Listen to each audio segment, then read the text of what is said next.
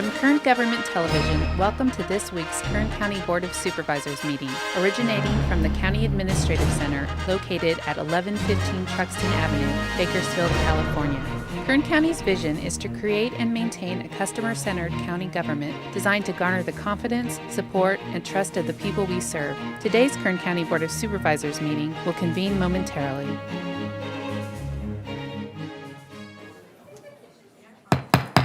Board to reconvene. Madam Clerk, please call the roll. Supervisor Gleason. Here. Supervisor Scrivener. Here. Supervisor Maggard. Here. Supervisor Couch. Here. Supervisor Perez. Thank you very much. Welcome to the Tuesday, March 28th, 2017 meeting of the Kern County Board of Supervisors. We're going to begin today's meeting with the flag salute. Our flag salute will be led today by Colleen McGauley, the Executive Director of Court-Appointed Special Advocates, or CASA. And if you could please remain standing for a moment of prayer, silence, or meditation. Thanks so much. Please join me in the pledge. Salute, pledge. I pledge allegiance to the flag of the United States of America and to the republic for which it stands, one nation, under God, indivisible, with liberty and justice for all.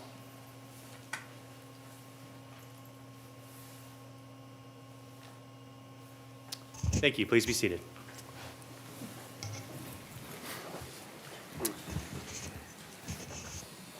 Our clerk pointed out to me this morning we have our new county seal up behind us with our new design, and so I think it looks great. So thank you to county staff that was able to get that affixed between our last meeting. We've been off for a week. Next on our agenda is going to be our consent agenda. If you'd like to follow along with our agendas, they are available at the two back tables. And all items listed with a CA above the item are considered to be routine and non-controversial by county staff.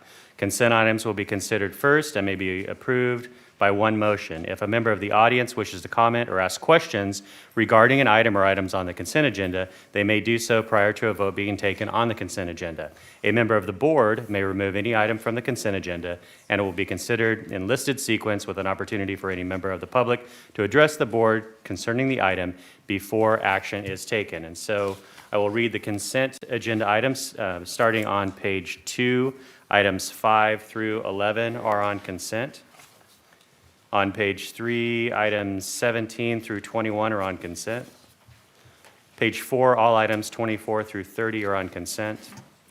Page 5, all items 31 through 39 on consent. And on page 6, item 40 is on consent, as well as 42 through 46. On page 7, all items 47 through 54 are on consent. Page 8, all items 55 through 61 are on consent. And finally, on page 9, items 63 through 67 are on consent. Are there any members of the public that would like to make any comments regarding the consent agenda? Okay, seeing none, I'll return to the board for a motion or any items they'd like removed. Motion on consent. Second. You have a motion and a second. Please cast your votes. The motion is approved. 4 ayes, 1 absent. Supervisor Perez. Thank you. And now we'll return back to page 2 of our agenda. We have several items under resolutions and proclamations, and we're going to have multiple presentations by each of the supervisors. And so starting with item number 1, which will be presented by Supervisor Couch, this is a resolution honoring Diane Rosso, Human Services Department, upon her retirement with 33 years of dedicated service to the County of Kern. And also we have item 12 that Supervisor Couch will be presenting, and that is to proclaim April 3rd through the 7th, 2017 as Adult Education Week in Kern County. And finally, item number 15, proclaim April 2017 as Child Abuse Prevention Month in Kern County. And so Supervisor Couch, may we have a motion on all 3 items? Motion on the proclamations. Second. Please cast your votes. Motion is approved. 4 ayes, 1 absent. Supervisor Perez.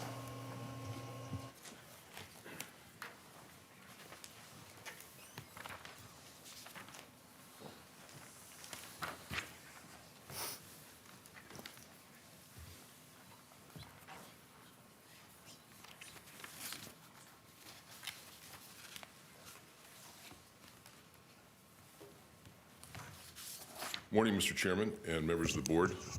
I've got 3 proclamations. One of them is for a retiring employee. I'm going to do that one first. And if you don't mind, I'd like to do item 15 right after that because it involves you as well. Okay. It's my distinct honor and privilege here to be here today to present this proclamation or this resolution honoring and commending Diane Rosso upon her retirement with 33 years of dedicated service to Kern County. So I want to read the resolution and then turn it over to Dina Murphy. I'm sure she has a couple things to say, and then we'll hear from Diane. It reads, whereas Diane Rosso was hired as an account clerk 2 with the Department of Human Services on February 28, 1984. In October 1984, Ms. Rosso, promoted to Eligibility Worker 1. On November 23, 1985, she promoted to Eligibility Worker 2. And Ms. Rosso's diligence, hard work, and attention to detail led her promotion as a eligibility supervisor and shortly thereafter to assistant program director. Ms. Rosso remained in that classification for 17 years, where she was part of the management team, co-managing a variety of units in the Eligibility and Employment Services Bureau. She played an integral part as a management volunteer with the contracted company Curtis and Associates, Inc., providing intensive care management services during the, this is what I need to do is put these on. Hang on one second. Let me start with that one. Ms. Rosso played an integral part in the, as a management volunteer with the contracted company Curtis and Associates, Inc., providing intensive case management services during the onset of welfare reform. She was really a key player in the implementation of the seamless transition. She was a recipient of the 1996 Self-Esteem Award for the Foundation of Self-Esteem for Advocacy and Promotion of Self-Esteem and Personal and Social Responsibility. She promoted to a Special Projects Manager in December 2012. Under this classification, she led staff development teams and oversaw safety and disaster coordination for the department. Her dedication and commitment to the Department of Human Services has earned the respect and admiration of her peers and colleagues. That's how I felt a moment ago when I was having trouble reading this. Ms. Rosso is known for her ability to collaborate with others and seeing challenges as not as barriers but as opportunities. Her many contributions to the Department of Human Services will be greatly missed, and she is wished the best in all of her future endeavors. Now, therefore, it is resolved that the Board of Supervisors of the County of Kern, State of California, does hereby honor and commend Diane Rosso for her retirement with 33 years of dedicated service to Kern County. This resolution is dated today, March 28th, signed by all 5 members of the Board of Supervisors, and I want to ask Dina Murphy if she'd like to say a couple of words about Diane.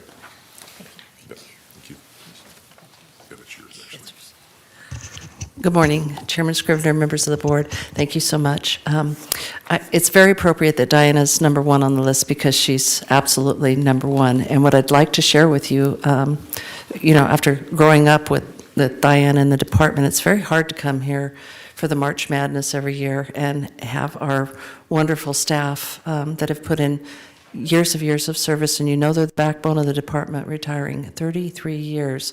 But what I wanted to share with you is, I came from the private sector, and when I came in, Diane was a breath of fresh air because she matched that private sector mentality, and she was the one that we put in charge externally with Curtis and Associates, and I took the internal piece, but it was really with that private sector contract that we tried to turn the tide for welfare to work. And in that relationship with them and with the service providers that joined us, Kern County, enjoyed receiving and earning $29 million in performance incentives that went right back into this community, into transportation, into after-school programs with law enforcement, into enhanced child care, into enhanced mental health services, but to try to paint a new way for folks to live their lives independently.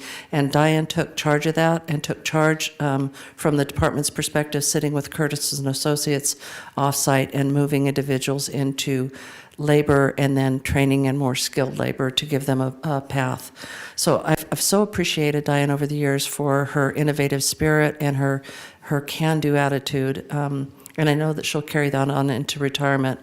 with all of her plans of great fun. She has a daughter, Cheyenne, who I think is getting married in the future, and she's starting to shadow box all of the plans for that wedding that I'm sure her daughter would like to plan herself.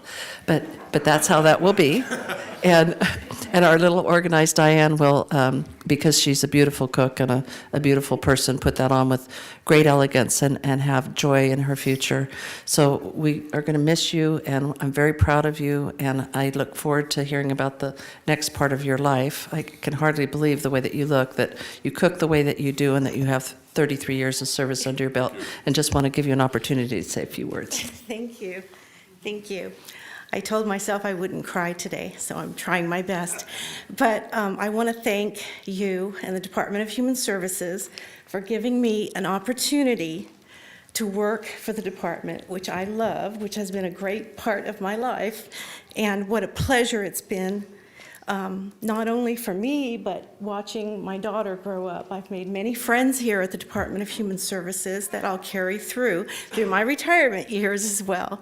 But thank you, and thank you, Dina.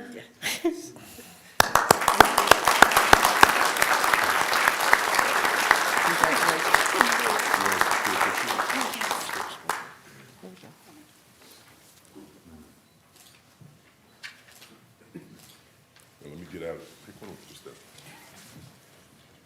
Make me look dead.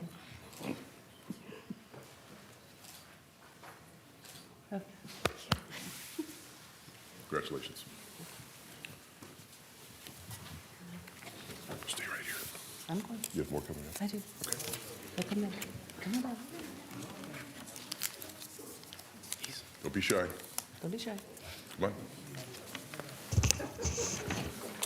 Mr. Chairman, I want to go to item 15, if that's okay. Please do, thank you. Thank you. This is a proclamation proclaiming April as Child Abuse Prevention Month. I'm just going to read that. I'm going to turn it over to Dina, and I'm going to let her introduce the folks that she's got here, who you all know.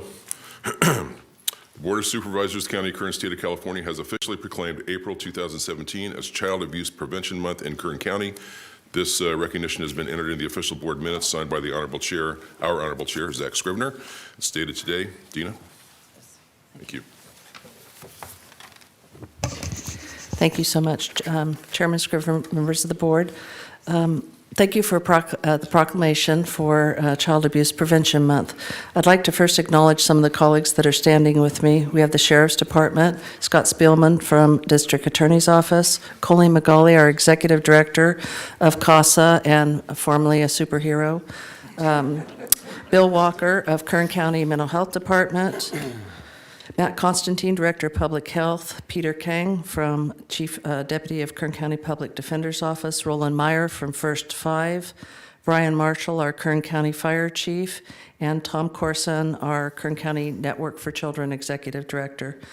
We, along with multiple partners who are sitting in the audience, represent a collaborative effort, a collaboration of individuals who organizes fully committed services to provide improvement in the lives of children and strengthen the families in our community. As we focus on prevention of child abuse, we want to bring awareness to family members of what the important role that they play, family members and neighbors, and if they suspect child abuse, to please report it, to call the hotline, to call 911, and to give us the opportunity to investigate. You can see the powerhouse standing behind me. There's such care and concern for the health and well-being of the little ones in our community, and tragically, last year in 2016, we lost 3 children, one the age of 2, one the age of a month, and one a day old. And so since 2010, we've lost a total of 34 children, and every one of them has been under the age of 4. And what this tells us, they're not school-age children. You know, they're not going to be where someone else is going to be putting their eyes on them, and we need the public to give us the opportunity to investigate when there are concerns. And so it's imperative that grandparents, aunts, uncles, neighbors, individuals in grocery stores, whoever sees something taking place where there is a concern, give us the opportunity to investigate. And that can include if they see stressors like alcohol abuse taking place, isolation, anger, mental health issues, or potential changes or risk factors happening in the family. So if you suspect something is going wrong, again, please give us the opportunity. These babies are all too young to have had a voice for themselves, so please be their voice. I just want to alert you to 3 things going on in the next month's time from March 30th to April 30th, and that's you have a flyer actually for the March 30th event here at the board chambers, and that's a view from within. And that will be with collaborative partners as well as the public and giving information of what to look for and what services we provide so people can have a better understanding of the role of Child Protective Services. Then there'll be a flag raising on April 7th at 8:30 in the morning in the Mate Building at 100 East California Avenue, and that is in honor of the 3 little lives lost in 2016. My goal someday is not to have a flag raising. And then Blue Sunday on April 30th to invite local churches to participate in a day of national time to pray for victims in child abuse and those who have rescued those from child abuse. So again, we want to thank you for this proclamation and appreciate all the support that you constantly give us in our efforts.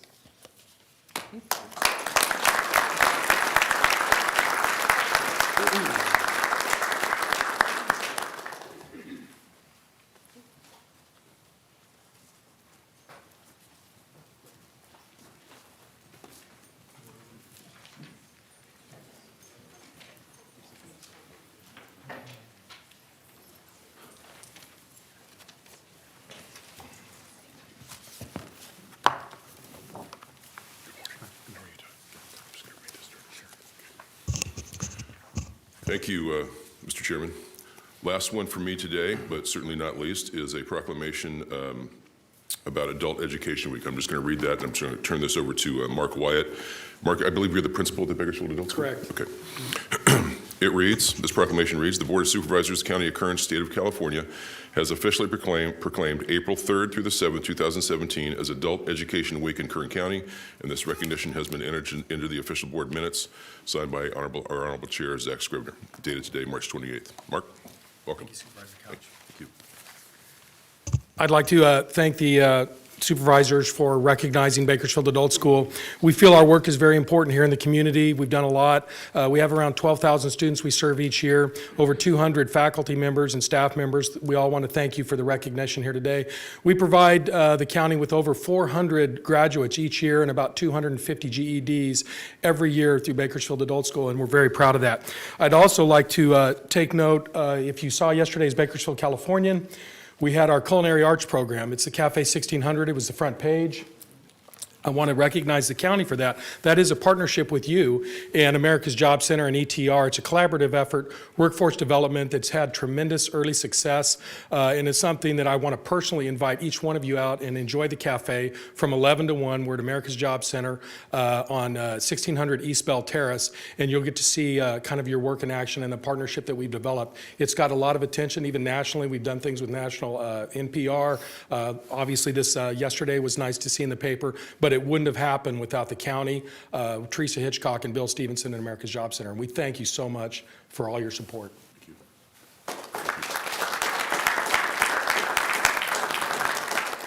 That's excellent. Thank you so much, and thank you, Supervisor Couch. Okay, next we will have 3 items that Supervisor Maggard will make the presentation for. And starting with item 2, this is a resolution honoring Donnell Hobb, Department of Child Support Services, upon her retirement with 32 years of dedicated service to the County of Kern. And we have item 4, which is a resolution honoring Bob Downs, Public Works Department, upon his retirement with 30 years of dedicated service to the County of Kern. And finally, item 16, we have a certificate of recognition honoring and recognizing Alan Crowder upon the occasion of his retirement with 27 years of dedicated service to the County of Kern. And so, Supervisor Maggard, may we have a motion on all 3 items? It's my pleasure to make that motion. Second. Please cast your votes. The motion is approved, 4 ayes, 1 absent. Supervisor Perez.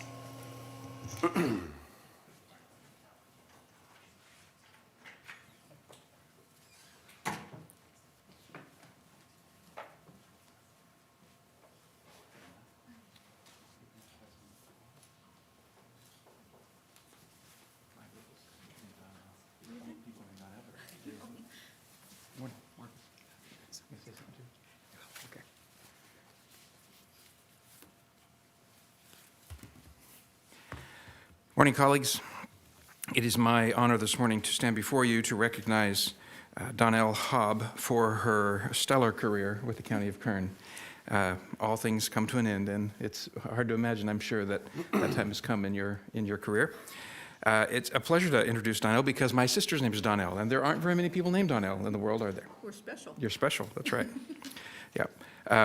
I'd like to read this. It has some interesting information about you and your career, and just to celebrate what you've been able to do and the time you've spent with us. So this is honoring and commending Donnell Hobb upon her retirement with 32 years of dedicated service to Kern County.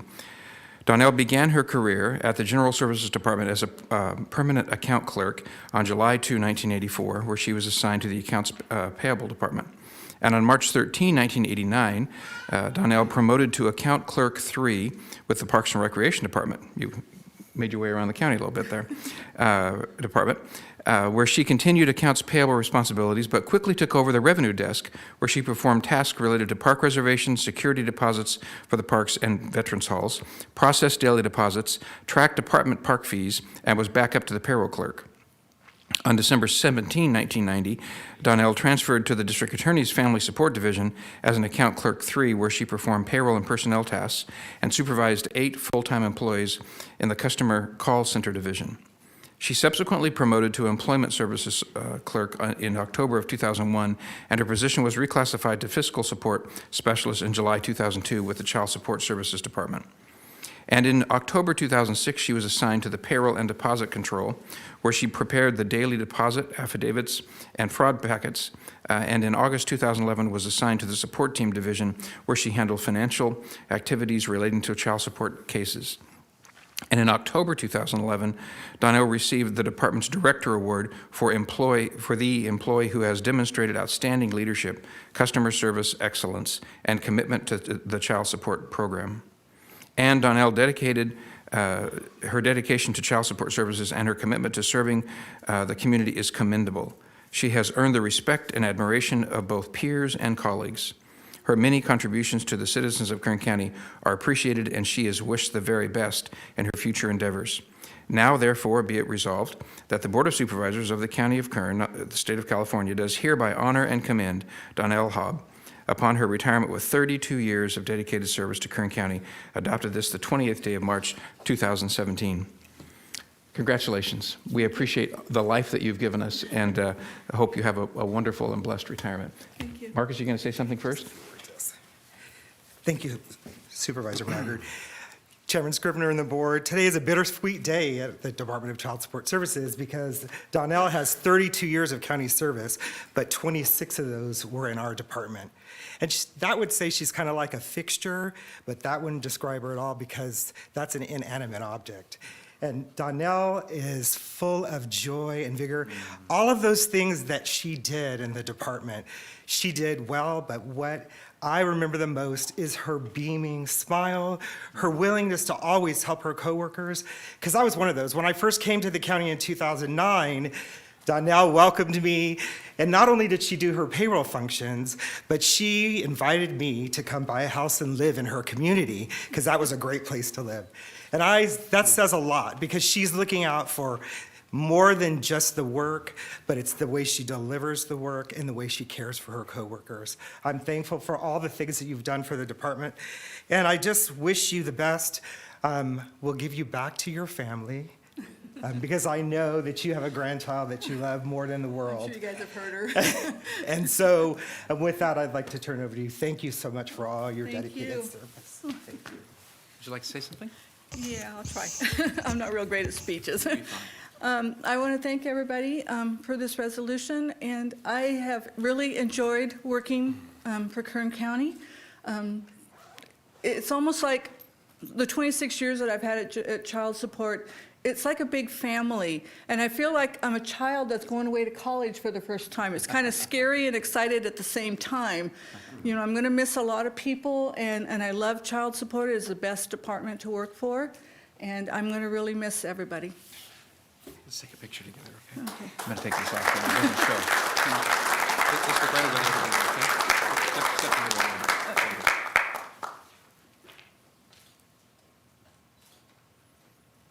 Thank you. Congratulations. Enjoy Thank the you. grandbaby. Oh,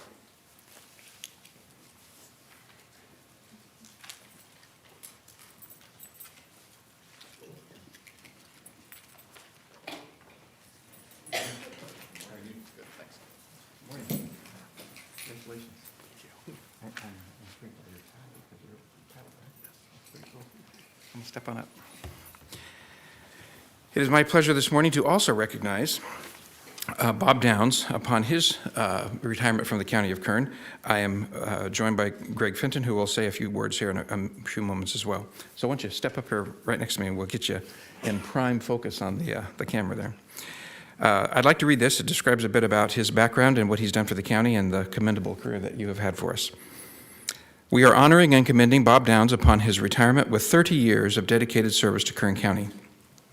Bob Downs began his career with Kern County in February 1987 as an Engineer 1 in the Public Works Department. He graduated with a Bachelor of Science degree in Civil Engineering from Cal State University, Chico, and has been a registered professional civil engineer for nearly 26 years. He was promoted to Engineer 2 in 1989 and transferred to the Community Development Department in 1990. He was promoted to Engineer 3 in May 1991. In February 1999, the engineering functions of the Community Development were transferred to the Engineering and Survey Services Department. Bob Downs became the County Service Area, or what we call CSA, engineer in December of 2004, a position he has held until retirement. That has kept you busy. We deal with those CSAs all the time. And in addition to his job-related responsibilities, Mr. Downs is an avid pilot. If you get a focus real close up on his tie this morning, you will see evidence of his being a pilot. And he is an active member of the Angel Flight West, transporting numerous patients to and from their life-saving treatments. That's commendable. He now holds the position of command pilot. Bob Downs was involved in numerous complex projects during his county career, including Rexland Acres Sewer Project, administering and updating the CSA 71 Master Sewer Plan, and numerous community development projects such as daycare centers, senior centers, water system improvements, drainage improvements, and many other public improvement projects. In his current position, he has also reviewed countless sewer and water improvement plans associated with new developments. And Mr. Downs' dedication to Kern County and commitment to service and the public has earned him the respect and admiration of both his peers and colleagues. His many contributions to public works will be greatly missed, and he is wished the very best in all of his future endeavors. Now, therefore, it is resolved that the Board of Supervisors and the County of Kern, State of California, does hereby honor and commend Bob Downs upon his retirement with 30 years of dedicated service to Kern County, adopted this 20th day of March 2017. Thank you for all that you've done for us, for the dedication you have, for the great ways that you give back to our community, and you continue to do that. We congratulate you and say thank you once again. Thank you. Greg, would you like to say something before we let Bob have the mic? You bet. Thank you, Supervisor Maggard. Chairman Scrivener, members of the board, it's my pleasure to be standing here with Bob Downs today. As Supervisor Maggard indicated, he's got about 30 years with the county, over 30 years. I've had the pleasure of working with him most of those 30 years. And as indicated, he's got a broad background. He spent a lot of time in community development. He knows design, he knows field inspection, he knows contract administration, the county service areas, assessment districts, special districts, and all the improvement plans that go along with development. So when I needed something done, or when I need something done quick, whether it's an estimate, a quick contract, a field inspection, Bob's my go-to guy. And I'm gonna. You need to change that. Was. Life's gonna change. I got 3 more days, Mike. And I'm gonna make the most out of it. So it will be a big loss, but I am thrilled for Bob. Some of the big projects that, Mike mentioned, Supervisor Maggard mentioned, but it can't be understated. Rexland Acres Sewer Project, Bob's the reason Rexland Acres has sewer. That project took over 10 years to get off the ground, and Bob was there the whole time. We got another large sewer project that also is about to get off the ground. I've been working on that one for over 10 years as well.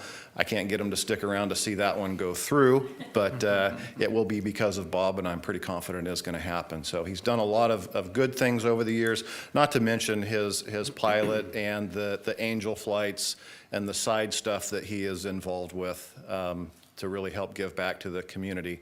And I know him and his wife like to travel. He rubs it in my face with the cruises they go on, the flights they've been on, and I'm going to miss them. And just a little lesser known fact, Bob and I went to Chico State together. We got our degrees in civil engineering at the same time, and we went our separate ways, and I hung out in Northern California for about a year when I bit the bullet and moved down to Kern County, and I didn't know a single person here. But my first day of work, I ran into Bob Downs. And he was kind enough to put me up for a few days while I found a place to stay on my own, and I'll never forget that. That meant a lot to me for somebody that didn't know anybody here in Kern County. And I appreciate that, and I remember that. So I'll leave that up to you now. Yeah, so it was during that visit, actually, Greg and I went to a Beach Boys concert at the Kern County Fair, because somehow he won free tickets from a radio station, as I remember. Anyway, it's been a pleasure working for Kern County and the citizens of Kern County. It meant a lot to me, and hopefully from time to time I'll continue to do that, even in retirement. So with that, it's been a pleasure and an honor serving Kern County. So thank you. Thank you.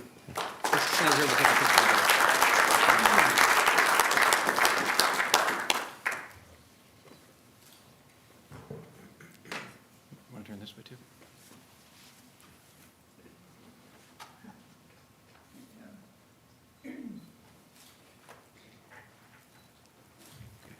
Congratulations. Thank you. Thanks for all your time. I'll see you later.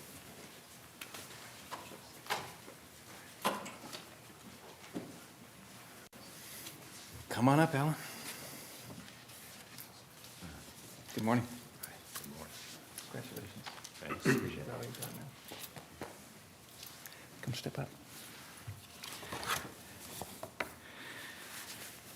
Our next honoree, and it is with great gratitude that we say thank you to Alan Crowder for his many years of service to Kern County.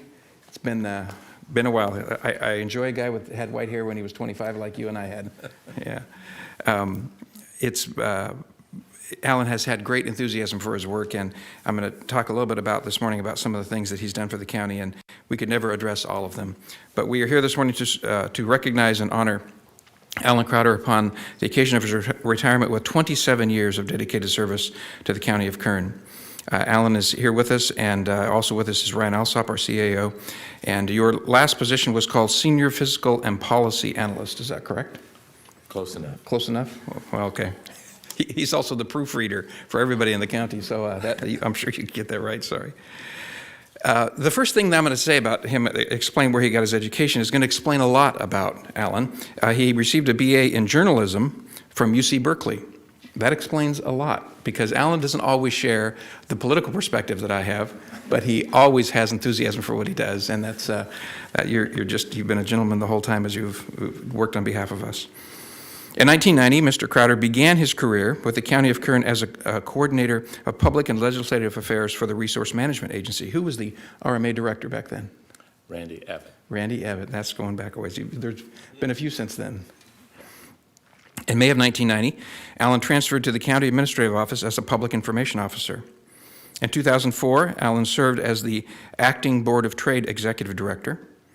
Alan served under various titles in the County Administrative Office during his 27 years with the County Administrative Office, including Public Information Officer, Administrative Analyst, Legislative Analyst, Senior Administrative Analyst, and retired on March 17 as a Senior Fiscal and Policy Analyst. What isn't mentioned there is you have also been the voice in many songs at retirement celebrations, at county functions, and you have composed numerous lyrics on behalf of all of us that we almost fell out of our chairs when we heard you say them out loud for the first time. Alan developed and administered the county's legislative platform. That's been vital to our success and our vision as to where we want to take our county. He has researched, recommended positions to the board and coordinated Kern County advocacy on hundreds of federal and state legislative bills and issues. He has provided presentations and wrote numerous speeches, including the annual State of the County Address. The public would never know what it's like for the members of the Board of Supervisors to, with anticipation and a bit of anxiety, that we're going to go speak into a teleprompter for the first time in our life. And Alan is the one that writes the script and helps us give a voice to our interests, as you've done. You've been very, very good at that, and we thank you for that. He has skillfully handled countless requests for public information and media interviews and drafted hundreds of press releases. He has developed county leadership courses in online legislative research and media interview skills, coordinated the effort to pass legislation allowing Kern Medical to become a hospital authority, which has been a vital part of the imprint each of us will have during this era, that it will have a long, long effect on our community, so we thank you for that. He has an uncanny talent to distill large quantities of complex information and produce clear and concise documents, and coordinated efforts to secure more funding for Kern County through prison realignment funds. It is on behalf of the Board of Supervisors that we honor and recognize Alan Crowder upon the occasion of his retirement with 27 years of dedicated service to Kern County. We thank you and would like to give you this certificate of recognition. Sorry, left you hanging there. And just tell you thank you for all you've done. Not only have you done it well, but you've made it in a way that we could enjoy. And it's just a pleasure to be your friend and your colleague. Thank you, Supervisor. Thank you. Would you like to say anything, Alan? Ryan? I'll just add a few things. I first met Alan 25 years ago when I first got my start. Professionally, I was just out of college, and Alan, I think you were a couple of years into the job. He was a knowledgeable, well-respected legislative guy, and I wanted to be Alan Crowder. So it's a real privilege to be able to say that I've been able to work with you the last 3 months, and to be up here acknowledging you on your retirement. Alan, as Supervisor Mager said, played a major role in the county behind the scenes. Not too many people outside this room really would appreciate that, but in nearly every aspect of the county business, he's been involved and has touched, and that's real commendable, and we thank you for your service. Just lastly, I got a text from Alan, I guess back in May. It might have been April. I can't remember when the search for this job started or the seat became open, but I got a text from Alan, and he said 3 words to me that I won't forget, and I won't let you down. He said, "You'd be great." So congratulations. Thanks, Ryan. Yeah. So it's come to this. I would love to have hung in there for 33 or 30 years like the people before me, but I'm just getting too old for that, so I started here too late. But there hasn't been a day that I haven't walked into here with pride in the county and what I do, but also in what everybody around here does. It has been an honor and a privilege to work here. But it's time to go, and I just have one piece of advice for all of you when you retire. If you have ivy in your yards at home, for heaven's sake, don't wait until you retire to go after it. Thank you.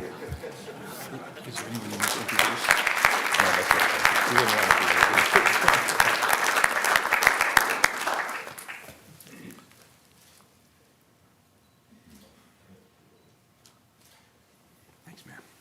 Thanks. Appreciate you doing this. It's been a pleasure. It's fantastic. Thank you so much, Alan. And Supervisor Mager, thank you very much. Okay, this will bring us to our final 3 items under resolutions and proclamations. First, item 3 is a resolution honoring Janet Harwell, District Attorney's Office, upon her retirement with 30 years of dedicated service to the County of Kern. And unfortunately, she is not going to be able to be with us today, but we will adopt the resolution. And finally, item 13 is to proclaim April 2nd through the 8th, 2017 as Crime Victims' Rights Week in Kern County. And item 14, which will proclaim March 30th, 2017 as Welcome Home Vietnam Veterans Day in Kern County. And Supervisor Gleason, I would ask if you would make the motion to approve those 3 items. Motion to approve those 3 items. Second. Please cast your votes.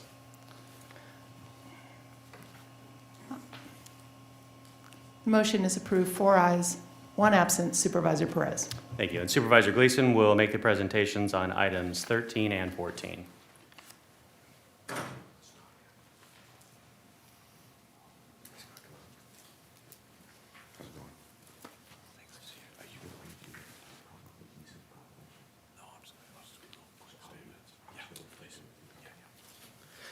Thank you very much. It's a pleasure to be here. First one up on the docket is going to be to proclaim the Board of Supervisors of Kern County, State of California, has officially proclaimed April 2 through April 8, 2017 as Crime Victim Rights Week in Kern County, signed by our Honorable Chairman, Zach Scrivener. I'd like to talk a little bit about why that's important, why we're here, and why we're doing what we're doing. A little history. In 1981, President Reagan proclaimed the first National Victims Week in April. The national campaign was developed to raise awareness of missing children and to create better legislation to more effectively protect children. And it was prompted by the abduction and murder of the 6-year-old Adam Walsh, if you remember that. The Attorney General that same year created a task force on violent crime that recommended that a separate national task force be created to examine these victims and their issues associated with becoming a victim. So it's evolved through the years, and today we have a Crime Victims Week, and it's put forward to afford victim service providers, allied professionals, and concerned members of the community the chance to understand and become more aware of the history of crime victims' rights and the new challenges that these people are now faced with. This is not something you can plan for. This is not something you develop a strategy to work with. It's something that is forced upon you through a crime, and all of a sudden you're faced in a world that you are ill-prepared for, and yet you have all these new challenges and all these new circumstances that you need to navigate, and you're not prepared for any of them. So it's an honor to not only to focus on the needs of the crime victims, all the crime victims, but also a chance to thank all the members of the public who take a piece of helping this person or this family deal with this tragedy.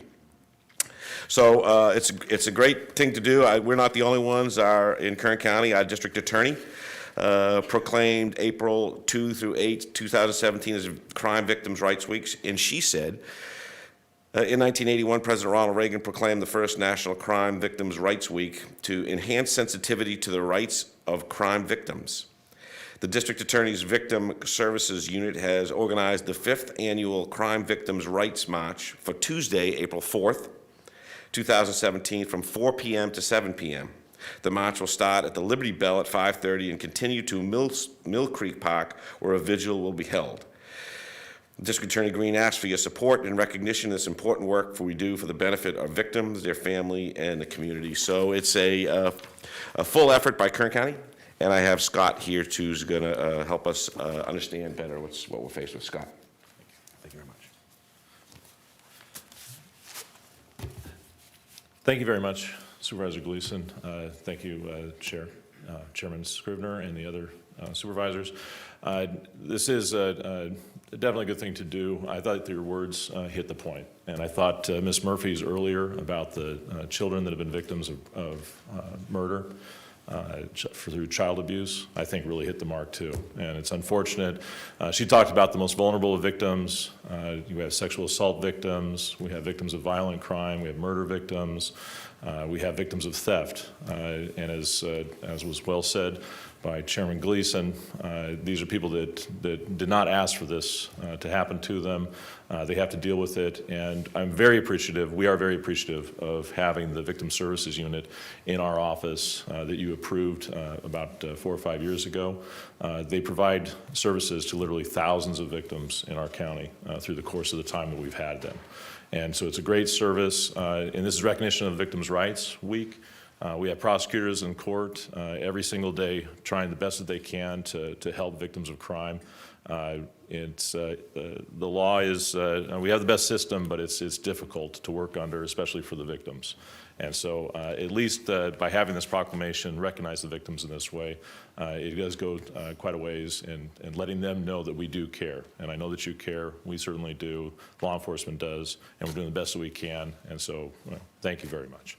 Thanks, Scott. Appreciate it. Good job.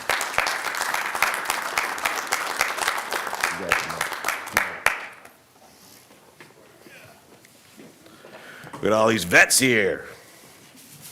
All right. It's a great honor to be here. It's a great honor to be a vet. And it's a great honor to be a vet because I'm associated with the other great vets. And it's always a special place for me.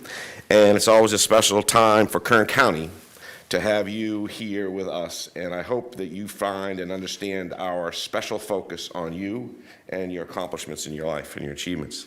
So I have a little something to read, and I have a little proclamation here. Let me start with what I got to read. The purpose of this letter is to ask your board to proclaim March 30th, 2017 as Welcome Home Vietnam Veterans Day in Kern County. September 11th, 2009, Governor Schwarzenegger signed into law a bill establishing every March 30th as Welcome Home Vietnam Veterans Day, which coincides with March 30th, 1973, when the last U.S. troops left Vietnam. And we can all remember, I think it's one of those days where you always remember where you were when that helicopter took off and lifted from the building carrying the last remnants of our mission in Vietnam in 1973. The Vietnam War was a politicized war that still evokes strong feelings among veterans and those who disagreed with U.S. foreign policy. Unfortunately, many of the heroic achievements and the honorable service of the warrior were overlooked, and they were never thanked for performing heroically to preserve the freedoms that we have today. We must never let this happen again. During this war, over 58,000 lives were lost, including 142 Kern County citizens who were killed in action, and the many more that were physically and emotionally wounded. The Vietnam War is a story of service members of different backgrounds, colors, creeds, who came together to complete a daunting mission. It is a story of patriots who braved the line of fire, who cast themselves into harm's way to save a friend, who fought hour after hour, day after day to preserve the liberties we hold dear. Our nation stands stronger for their service. And on Welcome Home Vietnam Veterans Day, we honor their proud legacy with our deepest gratitude. On Thursday, March 30th, 2017 at 10 a.m., the Kern County Veterans Service Department will be conducting a Welcome Home Vietnam Veterans Day celebration at their office at 1120 Golden State Avenue in Bakersfield. A brief ceremony commemorating the service, presentation of colors, and singing of the national anthem will be followed by remarks from Joe Drew. Joe Drew, a decorated Vietnam veteran who served in the U.S. Army as a helicopter pilot during the war. The public is invited. Therefore, it is recommended that your board proclaim March 30th, 2017 as Welcome Home Vietnam Veterans Day in Kern County, and we have such a proclamation as signed by our Honorable Chair, the Honorable Zach Scrivener. So, Dick, over to you. Thank you very much for hosting this and getting this going. Thank you all. Thank you, Supervisor Gleason, Chairman Scrivener, and Supervisors. I'd like to briefly introduce a colleague of mine, the director of the Bakersfield Vet Center, Joe Acosta, a Vietnam vet to serve in the U.S. Army, for some brief remarks, and after that I'll follow with some other remarks. Thank you, gentlemen. It's a distinguished honor to be here. I am an Arvin graduate, and I got drafted into the Army way back when. I served my country proudly. I found that this county provided me with the needs and the experiences that I needed to survive 20 years in the military. I'd really like to commend the fellowship that I have with Dick. As far as I know, and again, this is the federal government stating, we are the only organizations that are mutually supportive of each other in the state of California. 58 counties. I have 28 vet centers throughout California, and we're the only ones that are co-located. And we operate to the extent where if he has a veteran that needs services, mental health services, he can call my office and make an appointment directly for them. Or he can simply call up and say, Joe, I got a guy here that can't make it to your office. We're 50 feet away. And we'll go there and pick him up and bring him in, okay? There are no other services like this. He will have a mental health counselor at his beck and call, the veteran that is, within 30 minutes of him showing up at Dick's office, not just my own. So I'd say this with very great pride and esteem that Kern County has over 47,000 combat veterans in its boundaries. Of those so far, the Vet Center, thanks to Dick and his dedicated staff, we've already served over 2,515 of these families to keep them on board, to get them the services they need. They're back in school. And unfortunately, we've also got to emphasize, we've saved over 7 lives right now from our combat veterans. So thank you, gentlemen, for supporting Dick. Thank you, gentlemen, for supporting us, the Vietnam veterans who love this county as much as we love our nation. Thank you, Joe. You know, when I'm around Vietnam veterans, and when any of us are around Vietnam veterans, you tend to stand up a little bit taller. And the difference in age between these Vietnam vets and our own isn't that big of a spread. And it's, you know, friends of mine in high school went off to war. And I can't tell you what an honor it is, and I joke about this all the time, that don't let the Board of Supervisors know that I do this job even if I didn't get paid, because it is such an such an absolute honor. But I'm so grateful for their service. They're so inspirational. They're the ones that handed the baton off to the next generation, and as a result of them and their perseverance in holding their heads high, we now honor our military the way they should be honored. And so we're grateful. And I do think, and several of these men, and also I fail to recognize, we're joined today by Josh Danins, a U.S. Army vet that served during the Iraq War, as our Veteran Service Manager. Josh? Josh actually does all the work that you see that I get credit for. And I'm the first to admit that.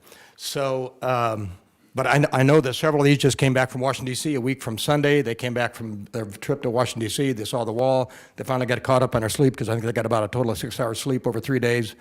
But I know that several of them have, Supervisor Gleason, they've put together some pins they'd like to present to your fellow board members.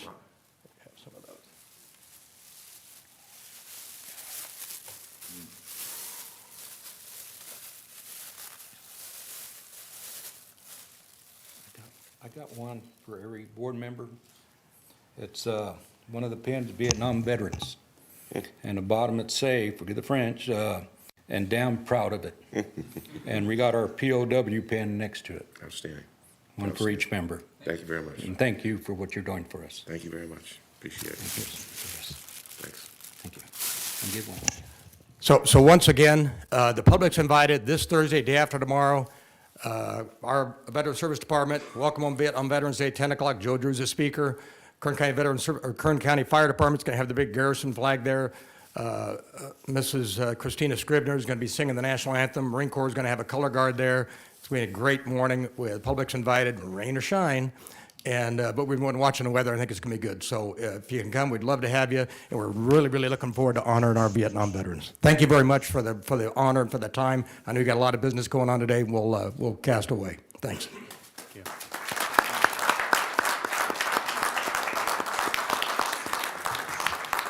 Thank you all so much for your service, and thank you very much for the pins. We will all cherish those. Thank you very much.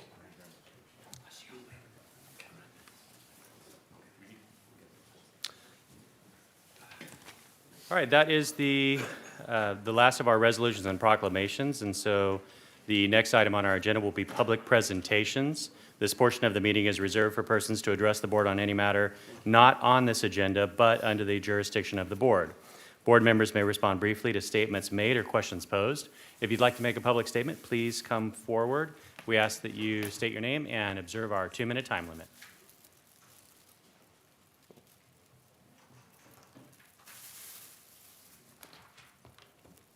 Good morning. My name is Julie Solis, Julie Solis, and I'm here today once again for our Valley Fever awareness.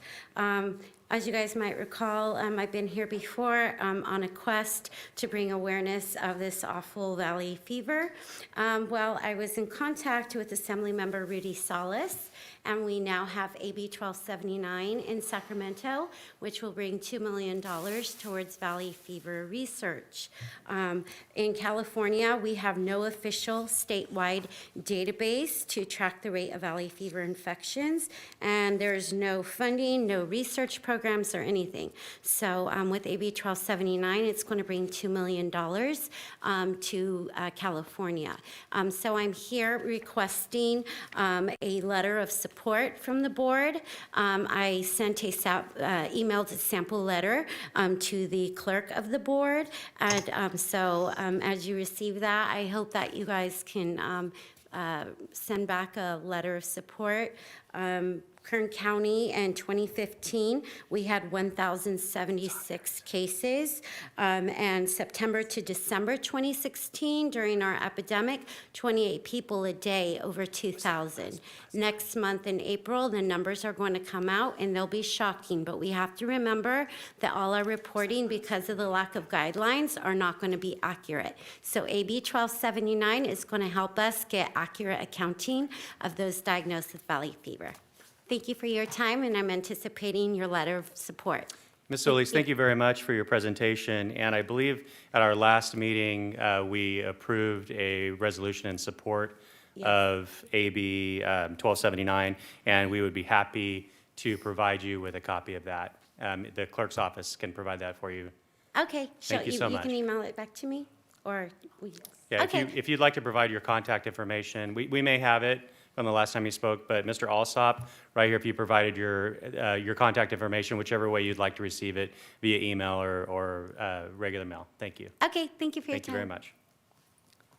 Are there any other folks in the audience who would like to make a public presentation? Okay, seeing none, we'll go on then to board member announcements or reports. Okay, I don't see any of those this morning. I have just one. Oh, I'm sorry, excuse me. Supervisor Couch. Thank you, Mr. Chairman. I just wanted to remind everyone that today at 4 o'clock, the Cal State University Bakersfield Roadrunners are playing in the NIT tournament, and I want to wish them all the luck in the world. Best of luck. Guys, go. Thank you. Absolutely. Okay, this brings us now to item 41 on our agenda. This is an item under the District Attorney's Office, request to appropriate anticipated revenue from the California Governor's Office of Emergency Services in the amount of $286,107, and proposed addition of 2 Victim Witness Services Specialist 1 positions in Budget Unit 2180, effective March 14th, 2017. We have Scott Spielman with us, our Assistant District Attorney. And Mr. Spielman, good morning. Good morning. I think we've reached an agreement with CAO's office, and we're going to follow their recommendation about making these some contract positions. We are still going to have to iron out the details of it because it is somewhat new, certainly to this and then to the county to an extent. And so what we intend to do is ask to calendar this at a later time once we have all those specifics ironed out to then come to you. So that would be the request. Thank you, Mr. Spielman, and thank you to you and Ms. Green for working with Mr. Alsop on this item. And so we will take no action on this today, and we'll see this on a future agenda. Thank you very much.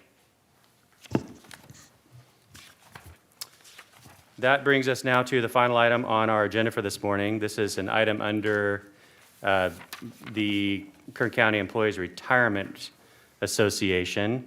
This is employer and employee contribution rates for the retirement system as recommended by the Kern County Employees Retirement Association and the Siegel Company, Casera's actuary. We have Gloria Dominguez with us, the Executive Director of Casera, to start us off with this discussion.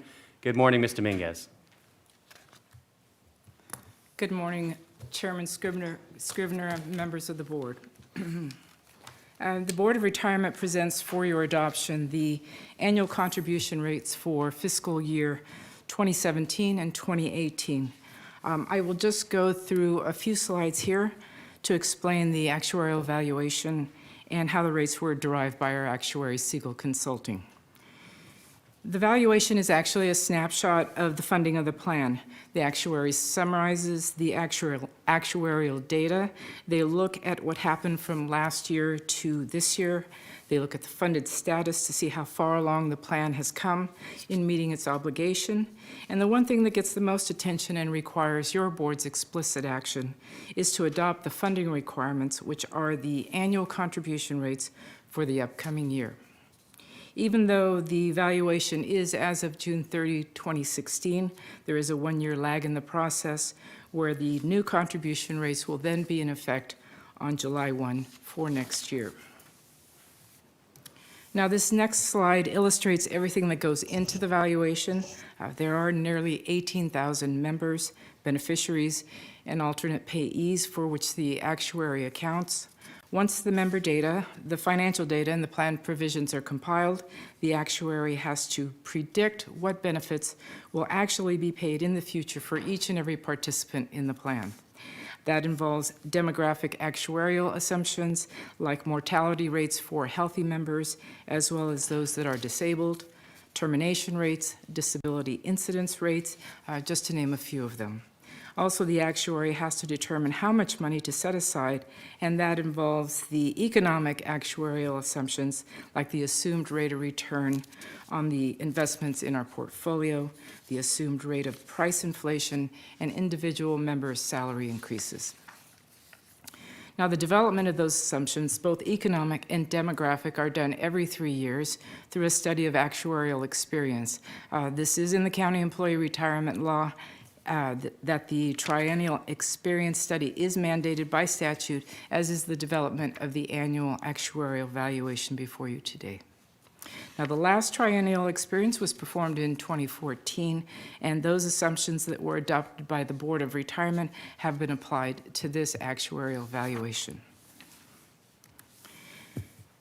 Now, the current funding policy reflects changes to the amortization of the unfunded liability that were implemented in 2012 after a very deliberative process. Basically, the amortization policy identifies how and how long to fund the difference between the assets and liabilities. When this was reviewed in 2012, it was determined that the unfunded liability at June 30, 2011 will continue to be paid over a closed period, and as of fiscal year in 2016, there are 19 and a half years remaining to amortize the cost of that portion of the liability. Any new unfunded liability as a result of actuarial gains and losses identified in the valuation or any changes in the actuarial assumptions are amortized over an 18-year period. There are shorter amortization periods for plan amendments and also early retirement incentives. Basically, you are paying off a chunk of the unfunded liability each year, as well as the current cost, or what we refer to as the normal cost, for each year. So these closed periods or layers for each year are amortized separately, and this helps identify those factors that, on an annual basis, contributed to the unfunded liability. Now, this slide gives you a sense of the membership demographics of the plan. As you can see, the demographics for the active member population has stayed fairly stable in terms of average age, service, and compensation from 2015 to 2016. Also, the demographics for the retired members and beneficiaries receiving benefits has also remained fairly stable, with just an uptick in the average annual benefit in 2016. As you can see, though, the plan does continue to grow each year with a net gain of 559 members. Now, the Board of Retirement does review the plan's activity report each month, and that information is included on the Board of Retirement's consent agenda. So let's look at the investment experience during the year ending June 30, 2016. The plan earned on a market value basis a negative 0.8%, but then had the benefit of a portion of the gains from previous years, as well as some losses, such that the actuarial value of assets earned 5%. This resulted from the 5-year smoothing of those actuarial gains and losses. Still less than the assumed rate of return, though, of 7.5%. Now, in the succeeding 5 years, the $235 million of loss from the current year will be smoothed in, as well as a portion of the remaining gains and losses from the previous 4 years. Now, the effect of the smoothing of investment gains and losses over 5-year periods is to stabilize the actuarial rate of return. This contributes to the leveling of pension plan costs, and so you as the employer don't see large swings and fluctuations in costs from year to year, and help you in your budgeting of required contributions. The Board of Retirement's goal on the investment side is to provide for downside protection against any capital market volatility and to enhance investment returns in order to improve the health of the fund. Now, on this slide, we see how the experience during the year affects the funded status of the plan. We don't really use this percentage for anything, but everyone does like to talk about it. It is basically the ratio of assets to liabilities. The funded ratio is up from 62.4% last year to 63.4% as of June 30, 2016. That is an improvement, and we are working to continue that upward trend. For Casera employers, though, the average employer contribution rate decreased from 45.1% last year to 44.8% of payroll at June 30, 2016. So you can see the effects of the 5-year smoothing methodology. If all of the investment loss of $235 million had been recognized immediately, the funded ratio would have declined considerably, and the average employer contribution rate would have increased to 48.2 rather than 44.8%. Now, on the next two slides, the actuary looks at the unfunded liability and the contribution rates and what happened during the year to get us from last year to this year. These two slides are really the most important slides. We begin with the unfunded liability of approximately $2.13 billion at July 1, 2015. If all the assumptions are met, the roughly $2.13 billion in liability remains rather flat with just a slight increase. You can see that at the right portion of the table with the unfunded liability slightly higher. And that includes items 2 through 5, which were expected to occur during the year. Now, the items on the left under number 7 are those things that occurred during the year that were unexpected and either increased or decreased the unfunded liability, and these are the most relevant. So you see that the investment return was less than expected on a smooth basis. The actuarial rate of return is 5% instead of the assumed rate of 7.5%. That is an increase in the unfunded liability of nearly $88 million. Next, actual contributions were less than expected. This has to do with the lag of 1 year in applying the valuation's contribution rate of June 30, 2015. And then when it was actually applied on July 1, 2016, that is an increase in the unfunded liability of about $17 million.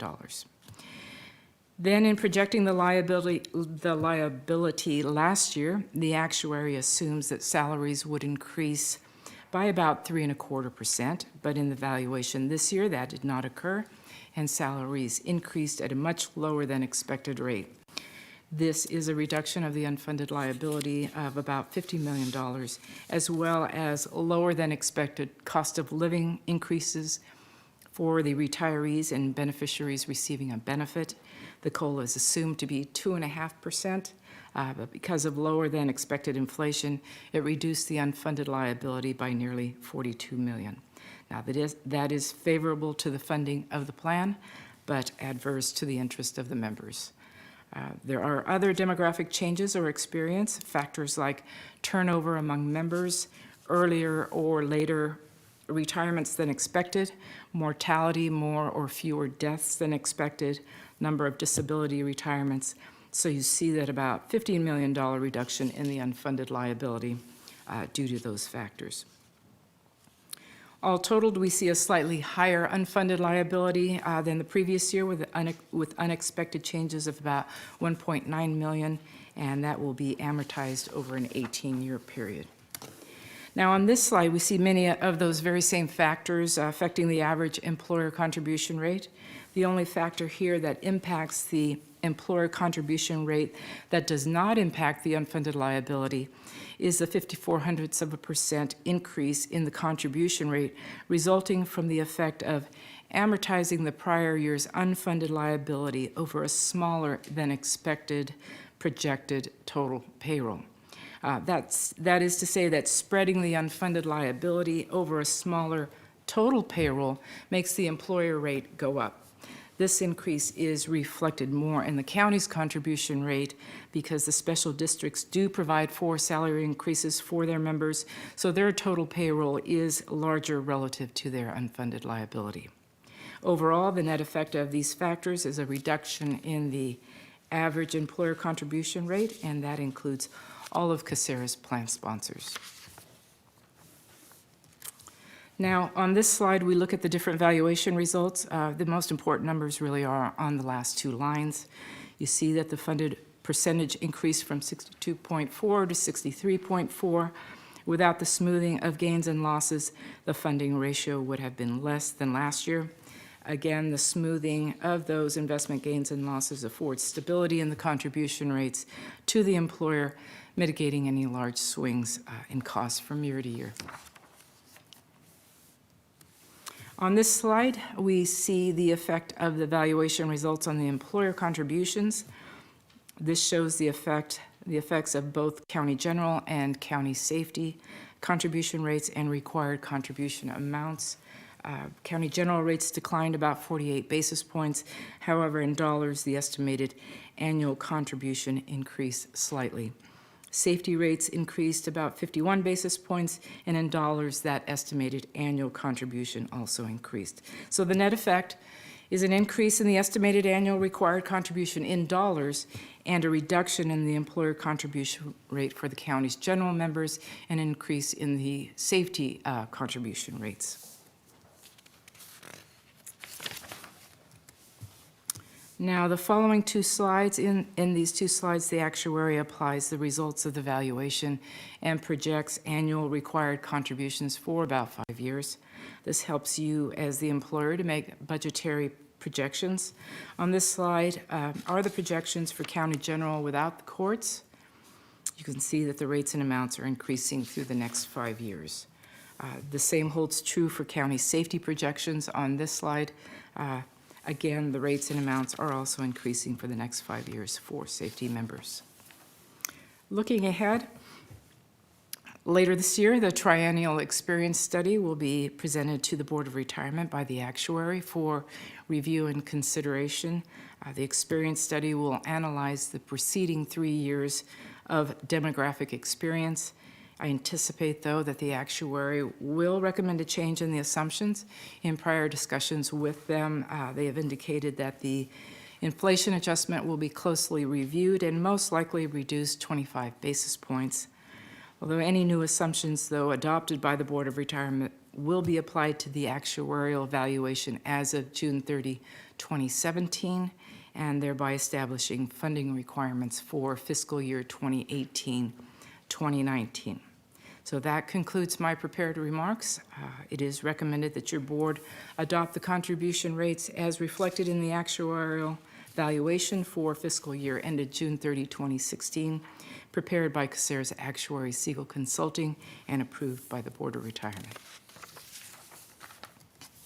Thank you very much, Ms. Dominguez. Are there any members of the public that would like to make any comments in regards to the presentation? Okay, seeing none, I'll return to the board.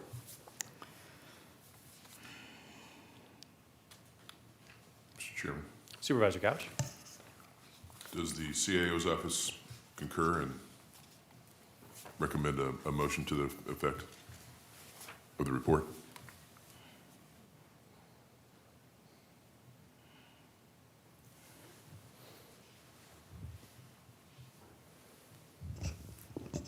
Mr. Chairman, members of the board, yes, we concur with the report. Thank you. I'll move the recommendation. Okay, thank you very much. Supervisor Maggard. Thank you, Mr. Chairman. I'll second the motion. I'd like to ask staff if you can give us any feel for when we'll see a change in the trajectory of the liability, with keeping in mind the changes that we made a few years ago, reducing the benefit of new employees and causing all employees to contribute to the plan throughout their careers. There was a time when that was going to not make a big difference, but eventually the trajectory would change and it would make a significant difference. Can you give us any feel for how far we are out from that, and if that projection is any different than it used to be? Mr. Chairman, Supervisor Maggard, I'll ask Elsa Martinez on my staff to respond.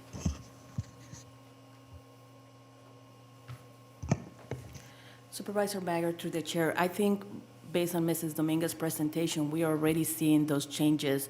If you recall, one of her slides shows the changes in demographics between the different tiers. So we are seeing a progress as the employees, some have the higher benefit rate retire, and the new employees that have the lower rate that your board approved come to the retirement system. So we are already seeing progress on that regard. It's part of the reasons the laws incur at June 30, 16 on market basis help offset those demographics changes, help offset the rates. So we're already seeing, regarding the timeline where we're going to see that change, that's something for the actuarial to determine. We can certainly work with Mrs. Dominguez to see if we can get that information where they anticipate we'll see that turnover. Thank you. One more question about the financing of the unfunded liability that previous boards, to the service of any of us on this board, those arrangements were made prior to any of our service. But what is the rate of interest that we are incurring on those, and is there any potential benefit to refinancing those debt obligations to a lower interest rate? Supervisor Mager, the 1995 POB has a high interest rate between the 6%. I don't have the exact number in front of me. That pension obligation bond will be maturing in fiscal year 21-22. The pension obligation bonds were issued as non-callable, meaning they cannot be refunded. There's some other strategies that we can look at. However, the market for pension bonds have declined significantly, and the rates may not be as favorable at 7.5%. So, but we can certainly look into it if.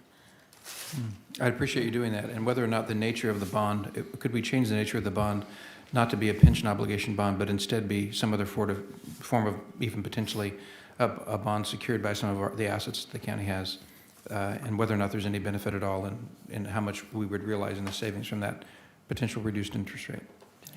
Thank you very much. Thank you, Mr. Chairman. Thank you, Supervisor Maggard. In regards to the pension obligation bond, that first POB that comes off, you said in 2021-22, that's coincides with when we're going to see a significant rate increase of about $16 million between safety and non-safety. So unfortunately, the relief from that POB is going to be completely absorbed by increases in the regular contribution rates. Am I seeing that correctly? We potentially see that negated by increases in the retirement rate from Casera. So as long as Casera rates remain stable, we would see a decline of $27 million one year and another $20 million the following year, for an overall decline over $40 million in 2 years.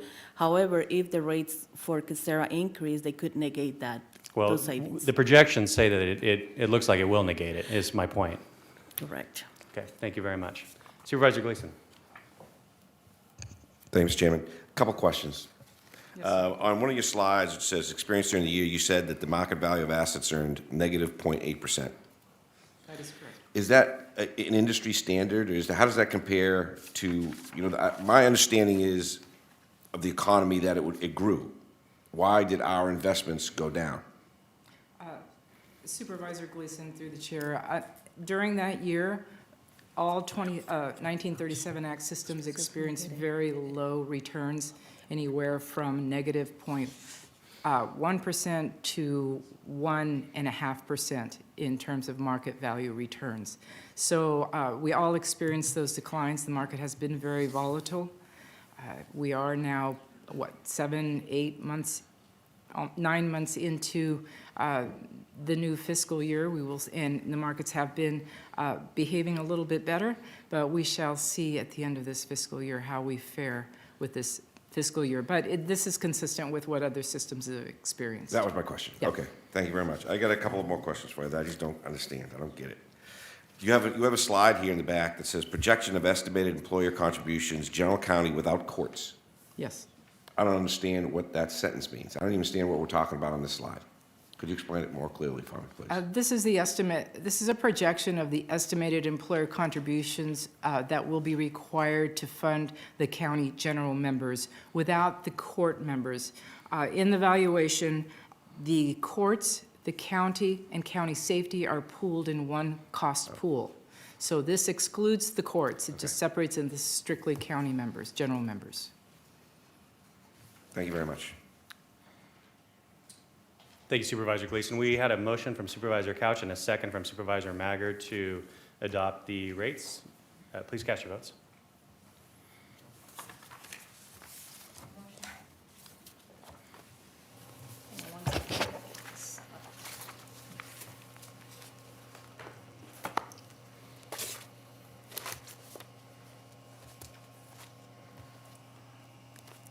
I'm going to have to ask everyone to key your vote in again. Okay, please cast your votes. Thank you. The motion is approved, 4 ayes, 1 absent. Supervisor Perez. Okay, thank you. Ms. Dominguez, thank you for your presentation. And that brings us to the conclusion of our agenda this morning. We do have some items to consider in closed session. Under County Administrative Office, we have items 68, 69, and 70. And under County Council, items 71, 72, and 73. And so I'd entertain a motion to adjourn to closed session. So moved. We are adjourned to closed session. Thank you.